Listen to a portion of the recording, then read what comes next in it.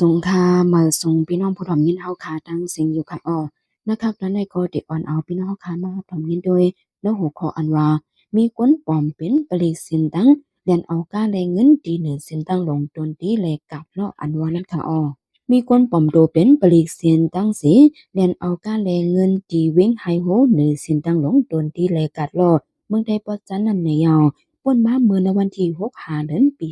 2025เข้าย้ำกลางเนอะหมอกเก่ามุงนั้น มีคนสองก็เปิดดีเดียวหมอกไม่นิ่วอันป่วนไฮโฮกว่านั้นก็หนึ่งนุงโคปลิกเสียนดังทั้งก็หนึ่งนุงไว้ซื้อสีล้ำกวนสีล้ำขาเฮกะไฮแกดลำหนึ่งเนื้อกาก็มีคนหอกาก็เหลียวก้อยมือมันใจกึดปั่นกายาขาสองก็เจ็ดพงแลเจ็ดคู่ของเจ้ากะอันมีเหนือกานั่นสิลาดว่ามีนากันแลเลยมาเจ็ดชัดว่าในสิซิมกะยาวก็ เขาอ้วนปันเงินขี่ปีเขาแทง300,000ในค่ะเจ้าก้าลาวาคาย้อนงมงี้กันดังเขาในก็เขาอำพร้อมลาวาเขาซิมกายาวเดอพงจังหวัดถุดเอากาดีวิงอีตายาเลวาไหนคาปันไว้หมายพงอันหนึ่งสิฮอกาขากว่าไว้นั่นกำหนึ่งกุ้ยคาสืบหาหมายพงเขานั่นก็อำฮับเยาคาก็เลยกว่าทำหาดินเนอร์บริกเซียนตั้งเขาจำจือเวงอย่างหวยไฮโหเป้ากาดโลจะนั้น เขาลาดว่าวันนั้นอ่ำในล้มเจ็ดทัดตีนับสังคาสืบของเขานั้นด้วยแทงกออ่ำสืบระยะคากาคาโกเลยสุ้มกว่าจอมยาวตึกจังหาซื้อมาไหลหาเดินก้วยในคา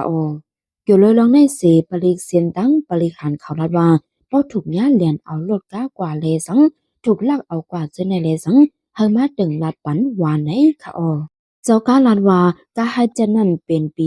2010เป็นกาอ่ำมีหวาแล กูซื้อเพชรขายเพชรต่อกันเฮาออนกันสติเผอมันในคาในเฮาขามาขึ้นสืบทอมด้วยแทงซึกมานปล่อยหมักเสยเกี้ยวหมุนเจ้าวันดินปลุกแดกจีวิงหยองหวยและลูกไว้ในคาของสีซึกมันเอาหมักปล่อยเสยเกี้ยวหมุนเจ้าดีวันดินปลุกแดกจีวิงหยองหวยจึงได้พอจันนั้นและลูกไว้กว่าสีอำกาซึกมันเลพีเอ็นโอเขาเฮ็ดสองสายซึกสีโทรเขาตั้งปอจุงภายออกน้องภายคุณนั่นแทงวานังในคาเมื่อในวันที่13เดือนเมษายนปี2025นั้นตอนย่ำกลางในเจ้าหมอก6 โมงซึ่งมานปล่อยหมักเสยย่องเหมือนเจ้าวันดินปกแดกจีเวงหยองหอยนั่นเสียยาวลองตุ้มเตอกวนตายมาแต่อ่ำมีไหนกวนเมืองภายคนก้อนหนึ่งหลัดนี่นังไหนกวนบุญดีลานในว่าลองบาดเจ็บลูกได้แต่อ่ำมีค่ะกวนวันได้อ่อนกันเงื่องปลายพีซึกไว้ยาวย่องเหมือนเจ้าในและลูกไว้น้ำไว้คำว่าในซึกมันเขาลาดีดังเจอยืมหมักเสยสุดขึ้นยาวลัดนี่นังไหน วันลินปกแดกในเขาป้านเนยจีเว้งหยองหวยในเสตาซ้ำติดจับกันดังภายออกเว้งภายคุณในคาดอเหลียวในของสีซึกมาแลจุมซึกลูกพื้นเขาเลยเป็นปางด้วยกันเนื้อปืนดีวานจังจ้อยหน้ากุนวานน้ำอุ่นลินปกแดกจีเว้งหยองหวยแลเจอหิมหอมลอยเป้าจีเว้งภายคุณเจนันวาไหนคนหนุ่มเว้งภายคุณลานนี่ว่าปางตึกอันไปอยู่ย่ำอยู่ในเป็นปอดวานพี่น้องไตเฮาวานจังจ้อยหน้ากุนเจอในสายหนึ่ง ช้างตั้งหนึ่งซ้ำเป็นตั้งหวานน้ำอุ่นวันดินโปกลอยเป้าเย่าก็แทงสายหนึ่งซ้ำเป็นอยู่ตั้งภายคุณเมืองปลายอันไรเงื่องปลายเพปังตึกว่าอยู่ย่ำอยู่ในมีว่าอยู่15 วันในค่ะโหนับก้นได้มีหมอกโหเหงมันว่าไหน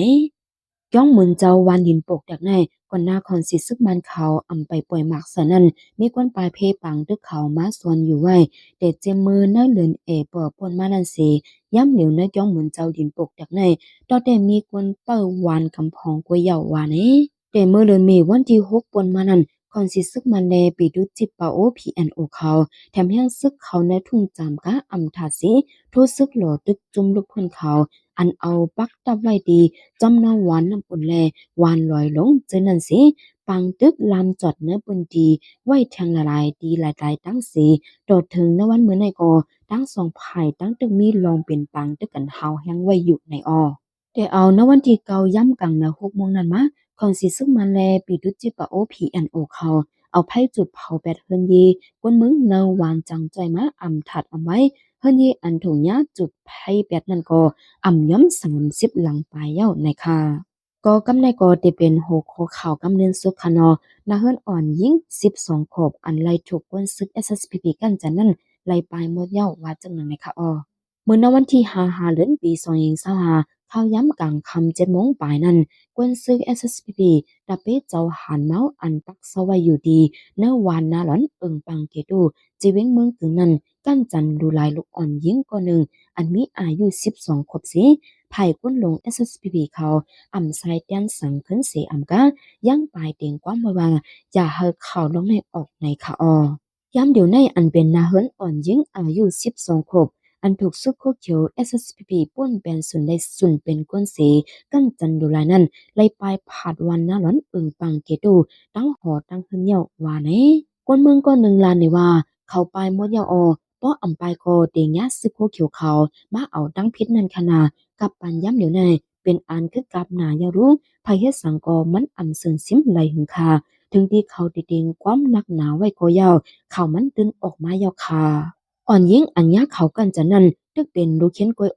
วันนั้นซ้ำเป็นปางมาซาลุงใจหวานน่าหลอนแลน้องก็นั้นซ้ำกว่าปางมาสามาเสมาเวพึกกาตับไว้ลงปางสอนดิกได้เข้าไม่มือปอกมือขึ้นเฮือนั่นเลยถูกซุกโคเขียว SSPP เขายบกันจันจอมดังหลาดนี่นังนี้สืบลานในแทงว่าซุกโคเขียวเขามาทางดีหัววันปอกห้องน้าหลอนนั่นมีเหลือนปลายยาวคาแห่งกวน10ก็ในโฮเทลเขาเป็นลูกโคยคิงโกสีกุ้งแรงย้อนเขามาอยู่ที่นั่นเสกุนเมืองอ่อนกันโกอ่ำปอฮัดกว่าฮัดมากันยาวคาลานนี่นังนี้